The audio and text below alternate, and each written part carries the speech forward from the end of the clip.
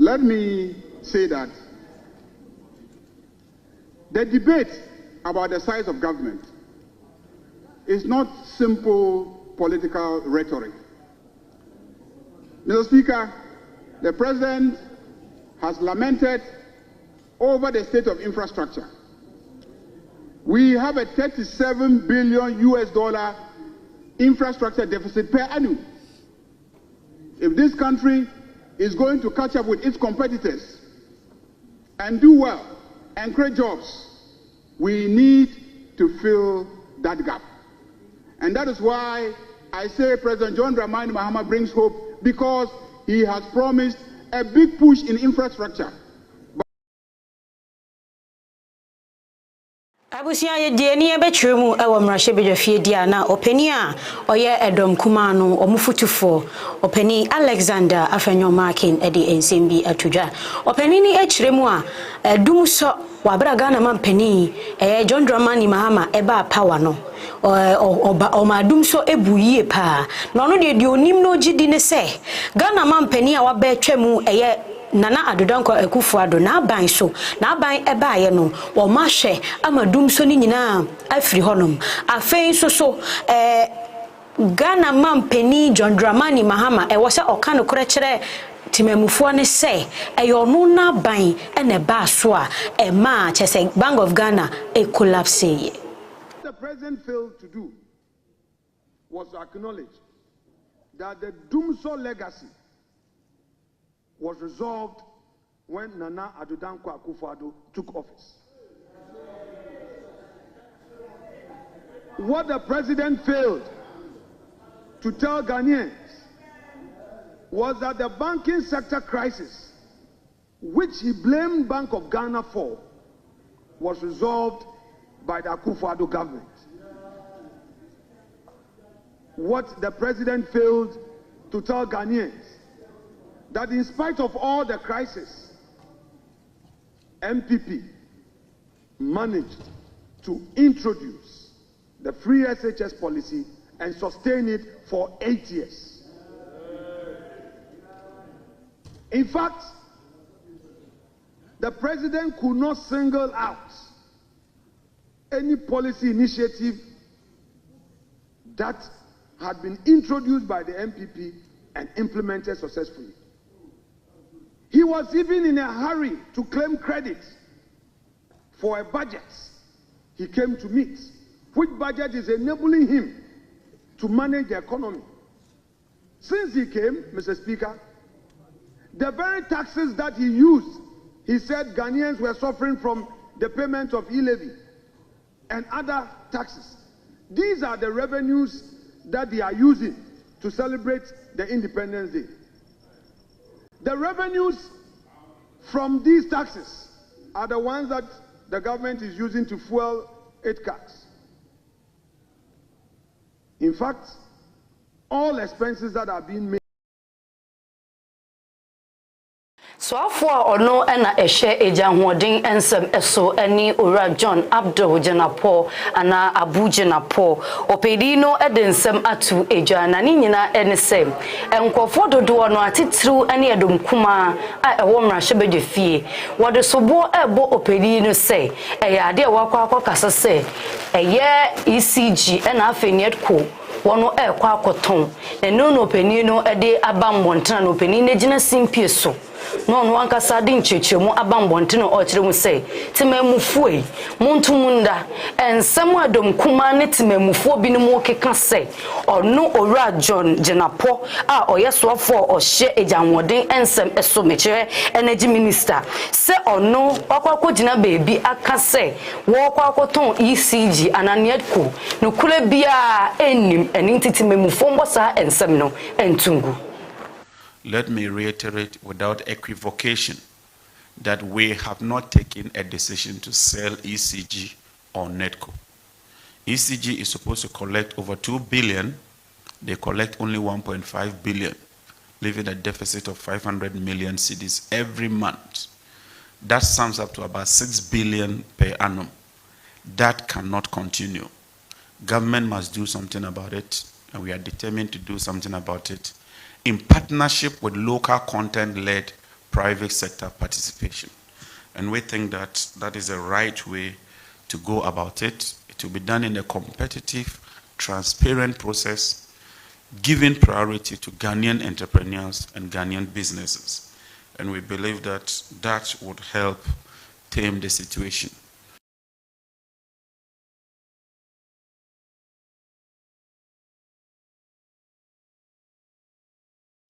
Let me reiterate without equivocation that we have not taken a decision to sell ECG or NEDCO. ECG is supposed to collect over 2 billion. They collect only 1.5 billion, leaving a deficit of 500 million cedis every month. That sums up to about 6 billion per annum. That cannot continue. Government must do something about it, and we are determined to do something about it in partnership with local content-led private sector participation. Abusia yabato aso energy minister eso John Abu Jenapo already ekta de ensem ebabetu dwa openina sema woka nyina ene se sede timemufuo ene edom kuma no wo mrahye bedwafia wo mo keka ne nam katra Ghana for say dumso no asaba no enya no kura da biara da enu ti omunyai se wo mo keka se dumso no aba na dumso no emai. Today, let me put on record that we are not shedding load. And so the demand by the minority and some people that we publish a load shedding timetable is mute. When you are not shedding load, there will be no need to publish a load shedding timetable. In fact, as we speak, we are exporting about 300 megawatts of power outside Ghana to Burkina Faso, to Benin, and to other neighboring countries. And so when you have enough and you are exporting power, obviously there will be no need to publish load shedding timetable. Admittedly, the system is very fragile and very weak, but we've been working around the clock to procure enough fuel and to make some payments to power suppliers in order to hold the system.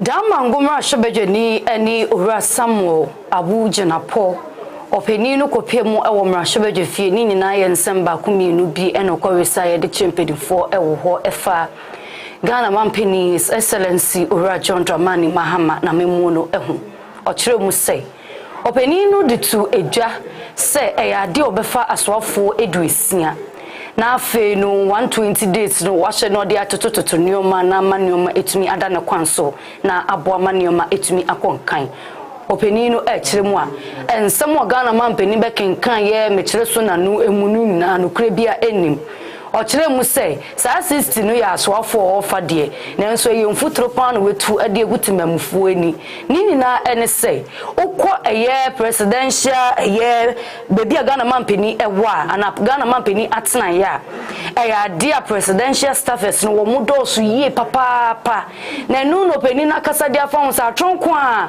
na Ghana Mampeni bamra shebedwe mu bekenkan ye ade kire hu timamfuo ade ntitimamfuo emomodin say obesore waka House made the claim that he had formed the leanest and most effective government in the history of our country.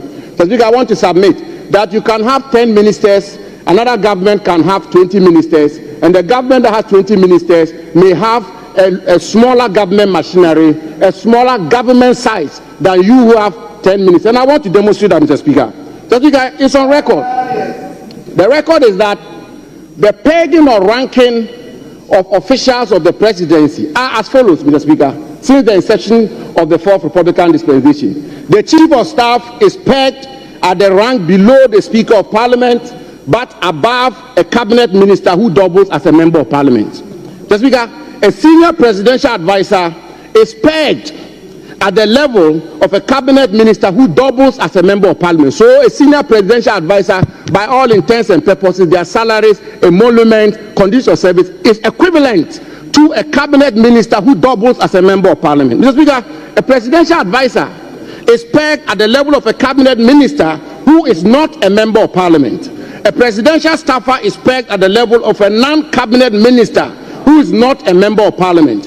And a presidential aide is pegged at the level of a deputy minister. These are the rankings since the inception of the 4th Republican District. Mr. Speaker, so if you want to see the size of government and its bearing on the national exchequer, Mr. Speaker, don't just look at ministers and deputy ministers. Look at the government holistically. And Mr. Speaker, I want to submit that if you look at this government holistically, there are ministers, deputy ministers, senior presidential advisors, presidential staffers, Osmafo a woto enkra ema Ghana yema mpani eye Felix Ofosu Kwache opani no e de ensem bi ababetudwa ne nsem a woka nyina ene se Ghana mampani wabra obedi ade no obedi akonwa no wo hye nyina no wahwe ni wadi so ni titiriw na se okacha Ghana fo se obeyi 60 ministers no wahwe ene waye ni pepepe na adwuma a woye no na ni so se adwuma na Ghana mampani eye ni nyina. The mama made a firm commitment that he was going to cut down on the size of government. He put a specific number to the ministers that he will be appointing. Everybody heard him say he will appoint 60 ministers. That is including deputy ministers. He also made it clear that he was going to cut down on the number of political appointees at the office of the president. Now, regarding ministers, he has done exactly as he promised. As I speak, he has made a total of 56 nominations for ministerial positions. All the ministers of state have been approved and passed by parliament and have been sworn into office and are working, including my good self. There are deputy ministerial nominations currently before parliament, and all of them have gone through vetting. We expect that they will be passed or approved by parliament in the next few days, after which they will be sworn into office. There are 4 outstanding deputy ministerial nominations that His Excellency will be making. And as and when he makes them, we will make it known to the people of Ghana. Now, when you come to the presidential staff, the Damongo MP claims that the president is making up for the shortfall in ministers with appointments at the presidency. And it is particularly disappointing because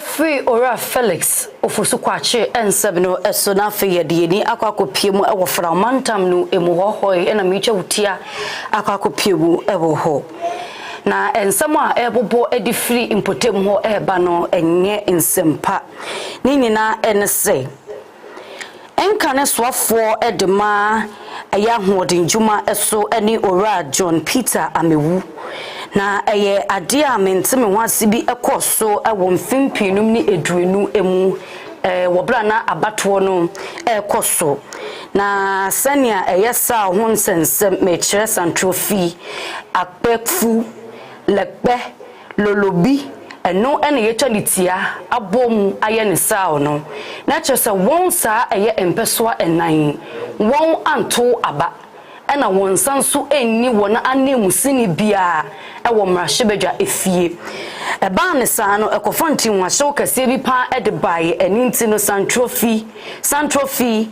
eye akpafu lekpe ena lolobi mpenimfo ebo modern den semi kodan ho high court sanya wo betumi ama ora John Peter Amewu wano atwena sensen ewo saa abato ekoso wo 2020 no emu na nsem bebrenu na abobo ede aba esanse wotonsa ede frɛ eye owura John Peter Amewu na eno no eye bailiff ena wode kotentale eye openino edan ho so wo hyehye openino na nso no ne ebobo ede eba improfiri mu ene se mrahebedwani edema hohoi eni owura Thomas Volanyo na openino ne nsemtwofo edi ehia ensema openino ede atu eja ene se wano ehunu se enkofo bia wono kita etuo na afei akade bi akọ ana wono aboewura enka ne soofo de ma anwodinjuma ensem eso owura John Peter amewu efie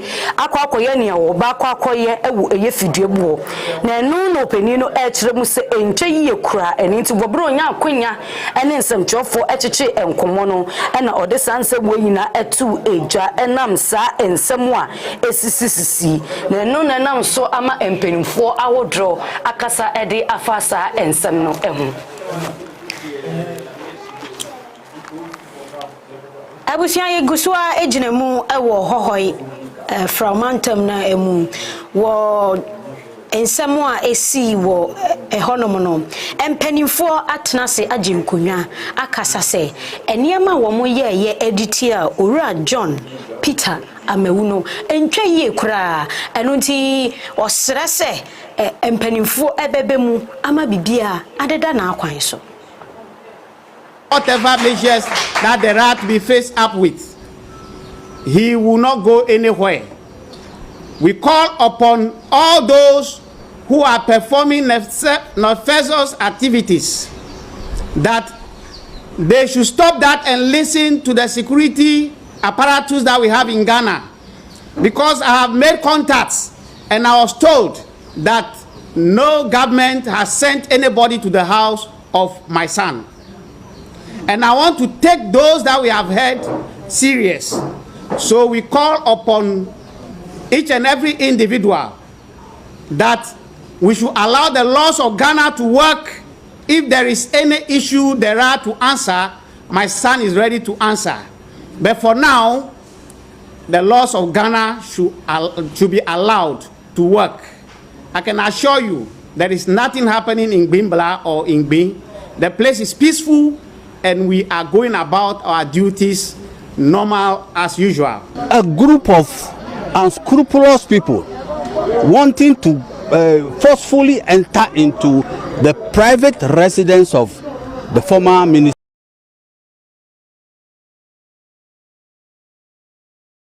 John Peter amewu ensabedo esoda fe yeni enchemu eya na wocha babesenko na ememene da na International Women's Day na enono nam so ama eye Vice President Professor Nana Jane Opoku Ajiman edinsem bi etu eja yeni muse nanka ye ka emba dia sabe nanka yatena ye eni eja ade ana obi bese kitchen eho na oba se ye bo oba din a eye na tena ye nanso no sania ye sabe munim afiaba na ye di yenda nyoma konenim uhune sania His Excellency Owura John Dramani Mahama memuo no emba dodo no a ewom sania bebo mo ama emba sabi won kabi ma min kabi no emba wo mu kiremu aye wonim de wo nyansa papa eni ntino eno no boa ama amemuo etumi edu ekire amemuo tumi konkan dwumadie bia ode oba be di animu bia no eboa mo ototono ma ye sanse emba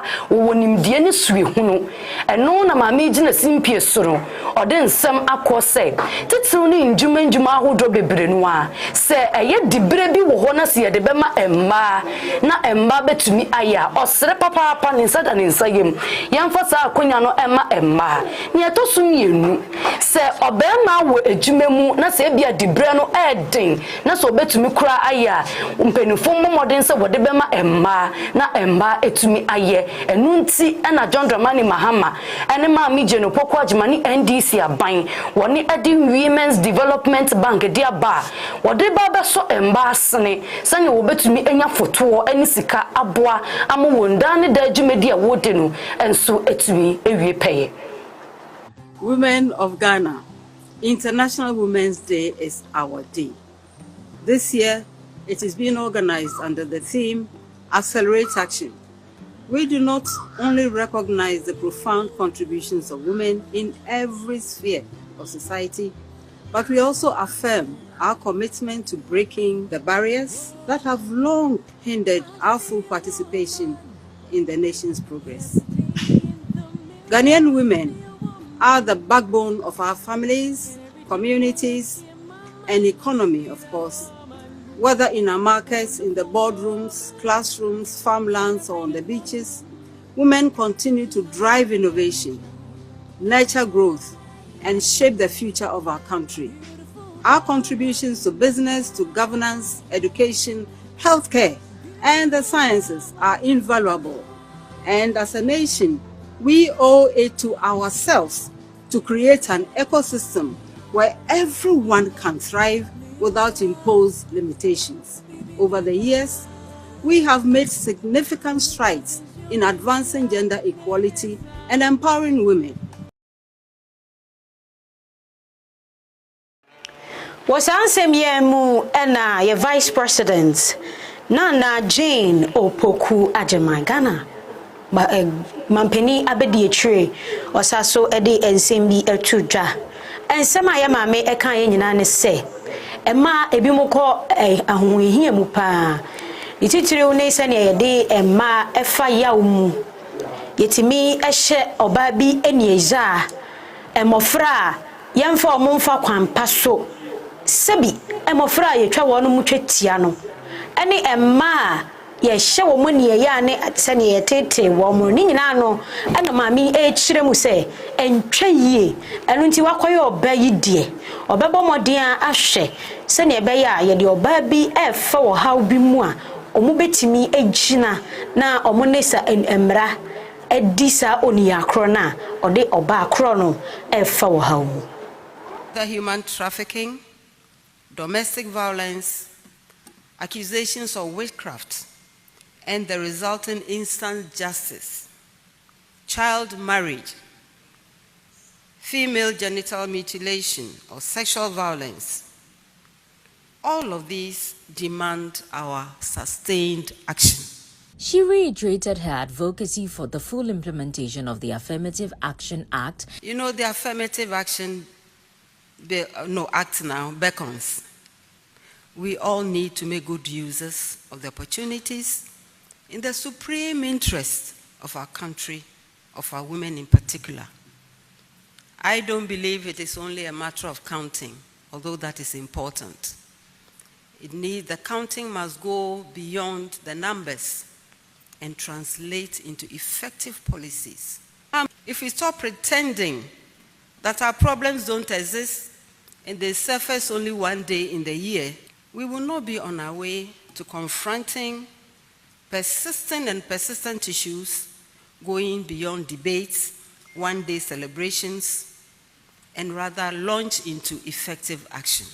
We must choose to end all forms of violence against women and girls, in whatever form it may take, in whatever rationale we can profess for it. With the Ghana Bar Association, as part of our objectives, we are Yemfe Professor Nana Jane Opoku Ajimai Vice President atna ye na feli enda ye ninko ensem fufro emudia na former Deputy General Secretary Edma New Patriotic Party and ede afa eye Ghana inkane omampeni dada na nato dankwa ekufu ado na memu no kakra no wieye no twa ne de call National Cathedral no ehu okire mu se enkane mampeni abomodен de eye oman no foto ano oman sika edi afford for the National Cathedral and Foundation ko mu 2 ye no eye sikechichiri die ena omode akwa akohyem okire mu se na Ghana mampeni na enkane mampeni si osi senia eye Muslimin fo no won atena ya wonatena yekase a wonutumi ko bompaya na wokodi nhyiemu wo no saa na nanka oye bi ede ama Kristo somno nenso no ni nyina no akwakofe ne se a anye yi eno na ortikechiri di otebliye eye oman ni sika ode ko hye National Cathedral no emu no nanka obetumi di afa eye riwe ana eye keteke kwantempo ahodoro esun esanse nkane nko woye MPP fo ye wona gyense wono ede keteke befa wiemu ni nioma ahodoro se ne ebeboa ama traffic ne nneɛma ni nyinaa no ebetumi abrase nanso do mpenifo ema saa nneɛma ya wo hyehyɛ yi nyinaa no agiguye na no na owura obiri bu ahene ede atu edwa ɔkyerɛ mu sɛ saa nneɛma we nyinaa no Ghana anka ne mampani amfa nani anhwɛ hɔ ama keteke wie mu hyan gyina bia na keteke gyina bia ni nyinaa no atete apansam ni nyinaa so yɛ sika foforɔ so wɔ ba yɛ sika foforɔ no wɔbɛsan so ede ahyem ni nyinaa yɛ ketitiri die kwa ɛni nti na nko osusu sɛ na nko mampani dada na na dada nko ekufo do betumi de national cathedral sika do akɔ hye ɛyɛ keteke kwantempo no ɛso sɛ ne ɛbɛboa ama ɛyɛ kɔbedie ho nsɛb no etumi afa ne ntema pa efra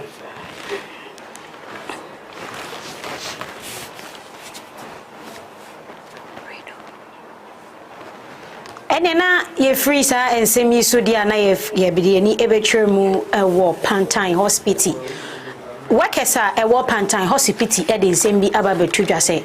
Wo mo nimu ne enti a adwumayefo ewo ho. Wo mo tete omo sabi waye adwuma kakra na ye di sika ma wo. O maketua no. Omo tete so mpanifo tete so. Enti wo mo sra wo mo pa. Wo mo nimu ne entia abanisa enunti ne omo fa pen ene no omo fa paper kakraka pa ene omo tro petition ede koma empanimfo enti omo si animanimu ya empanimfo emra bonten emmeyi omo no ne entia omo ye adwuma ewo se omo gye omo akatua na akatua no aba nanso na yate akatua no eso. Yes, staff need be within my electoral area. Any abromoye protest. Any petition akoma the hospital authority in connection with salary aba yatiti so without their consent, which is more of illegal something. Hospital in Penifo na ye. Inti anope the sreni ede to Penifo enim say as quickly as possible. They should try and then resolve that issue. And also, Social Hospital, I think they lack so many things. So I will personally appeal to His Excellency John Dramani Mahama. Sir, if he's resetting Ghana, he should start by resetting Pantan Hospital because the facility lacks a whole lot of things. Obaha, the state of the workers, the condition of the hospital, it's so like shameful. It's sad. It is something you cannot even write home about. Until you shred the necessary leadership, say as quickly as possible, they should try intervene and then do something about it. Thank you very much. The surround of February salary by we are planning to be fasting. Any you will see a monte upon a day show mono.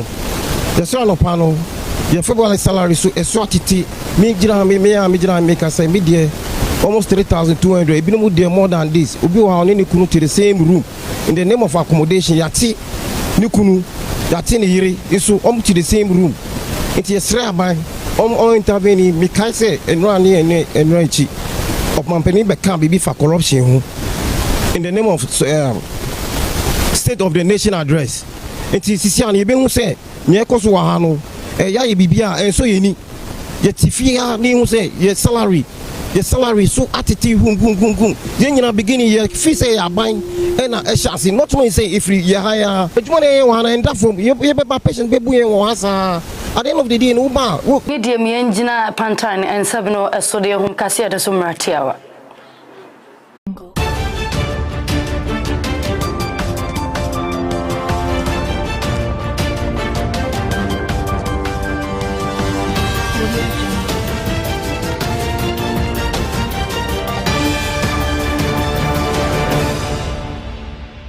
Nso so pese oni papa ni agima ehia obetumi abehia no ewo Apam fie so tiom rescue point junction yawada anopa bia wabra abo anopa no nso nyame enam ne so ede ni ye adwuma ebo mpaya emu odin ede gi nyame ma efi embonsam empuchiri mu afei nso kwasiada bia anopa nso yehia ewo Apam fie na kwasiada no eye 2 service a first service no ehia ase anopa 7 na afei so second service no so ahia ase 9:30 am na se oba ebehia nyame akwa nyame enam no so ema ho enkyerɛkyerɛ a ɛsesa abrabo ene hyebre na afei enam nyame ahoɔden ene ne tumi so ama wate nkwagyasɛm a ɛbɛsesa wa abrabo ɛno nti ye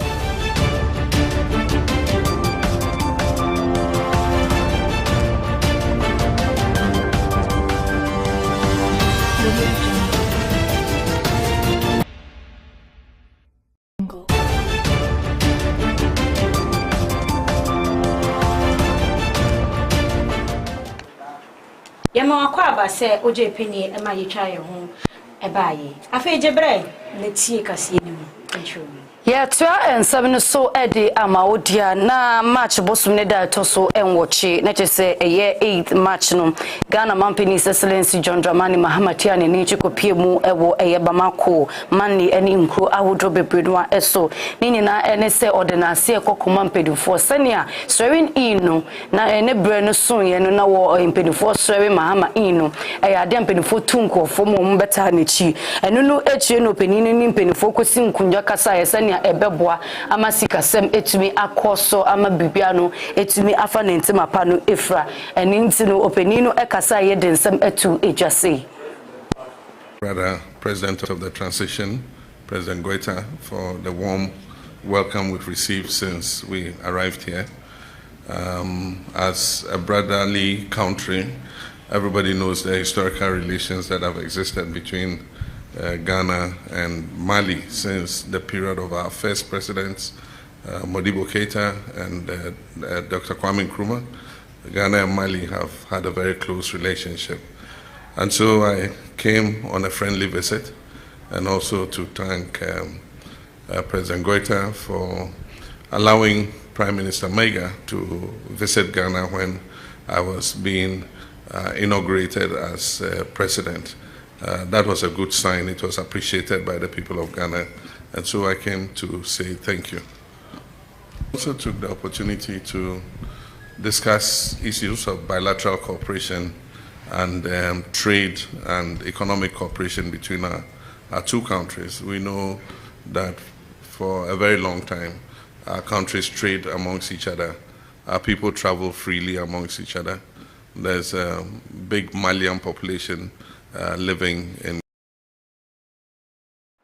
Abusia yanto asodia na Ghana Mampany wabra ogusua dase no wo Mali abonten so no oko odinsembi atuja openi na asema woka enyina ne se abusia mama mi fam nkomachi kakra wabra Ghana Mampany opa wodi konwa ne etwam nana adudankwa ekufuado ECOWAS wabra ko honom no anase okeka nsem bia etwi wona ekuro ya omabomodian abamu ababe back together ama ye twadi ade atoso se ECOWAS no Ghana Mampany a wabetwam eka nsem bia anya wo mode enu nti Mali ene Burkina Faso ene nkromienu miense bi eka ho a omo ayi omo ho efiri mu se tinton time omo ne Ghana anase omo ne ECOWAS no adwumakuo no eni adwuma bia yeyi ena Ghana Mampany John Dramani Mahama ade ensem bi atodwa se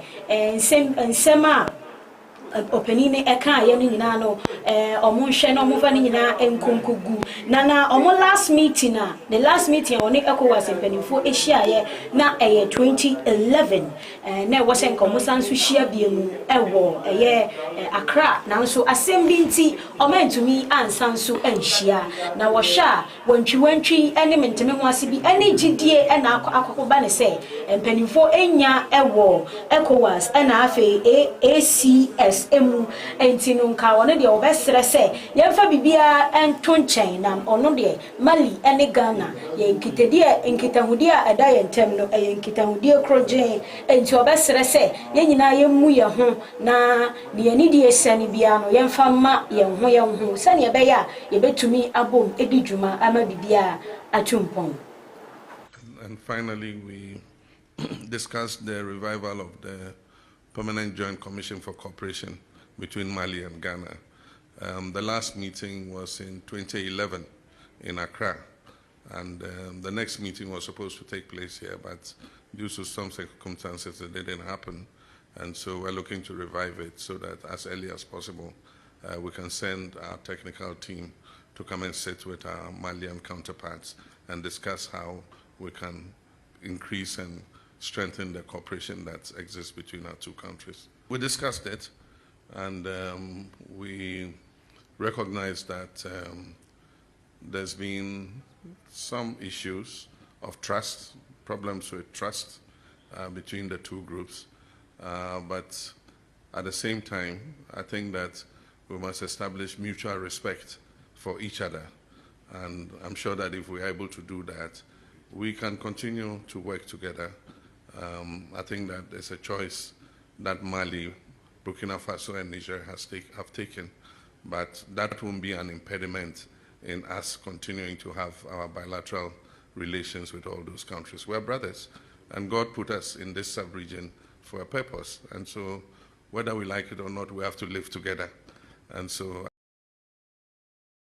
me give to Oware a dia otiani nan echi ewo omanga na mu free ha kopie mu ewo kosibro ni kromu eso eye afia ba besin eko bra na ye to abano na eno na NIB metre National Investigation Bureau mpenimfo abomodin di insembi atu ejase no wo hwehwe eye maami esan se eye nsamandin awodro aba eye wono portal so awodu echi esikatitiri die edema enkofo metre aban aba besin eko efa nkofo metre eye peru no esno wo cheche sike bidima nkofo sabi na wo hu sa nkofo no eno no enam so maami no akwa fodem esan se na oye former NSS deputy director na ma ono ene ma me give to or remensa na insem ni ba embontene eso no ade wodo eto ye ede mu na ma me no e ma ori Alexander afenyo marking kwade na no tu mu se na nsensania NIB mpanimfo de wo sa kekeke kankofo no ehu ben ya se ma me ni bepie mu e okotoka awie mu hyembia wono ebe wono enfo wonsa enkeka no na ma me no ankasa ba begina embra no enim na ya de ma me eye gift or why remensa bo modern ekopie mu ewo wone aso eye ni na ne se woditani ma men no wo ye nhyehyemu wotototo na no na imprempren nsem aba bepie mu ede se eyade ma mi no so ama National Investigation Bureau mpenimfo wonu eja no manoko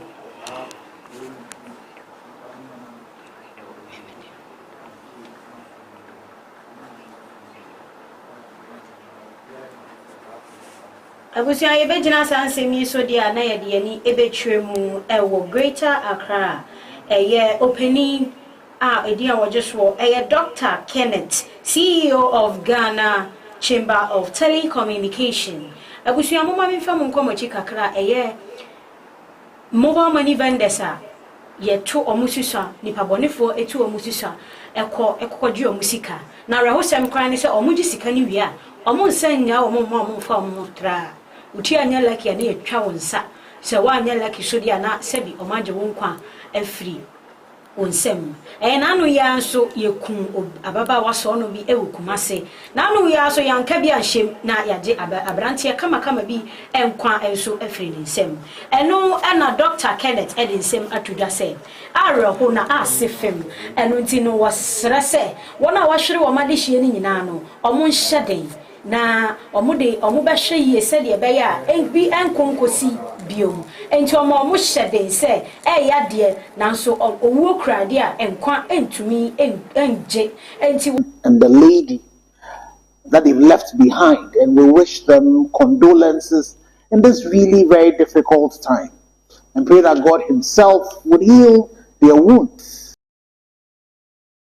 Mobile money for no eso na yenko ensemfufo mu dia nyampa echina ejebo ejaba bedu nyampa echina nini na ense o mansanda hene ana finance minister Dr. Kesel atoba force bekwa kopie mu ewo mrahyebeje fie na fe no odo man no year 2025 budget sa na ye kan wo chi mu eniti budget no odo bekwa kotudwa ewo mrahyebeja efie na no openi no di nkan ni mpanimfo simbonte so ejama nso ko ye nhyehyemu eniti memufo kodi kaso bum bisa wona agenkyere sane ebeboa manyampa echina ogina mrahye bedefie na tese waye du na wakenkan nsem no sane ese efata ani yenyina opani ni nsem so ne mfa nwumre no usia kase ni nyina emra na wie ye abusia dodo akonwa ye ntena so nche se de abribia menua no eya waka no aha na brebe ma ye kwan ne ye de kase no asi me pacho ye akwade a ne ye behwe nsem a yedi mu akotene Ghana mampani ade nani atwiremu ewo Mali na o kire se menteme ho ase ne wantwi bia babia empanifo a ewo ho enhwe na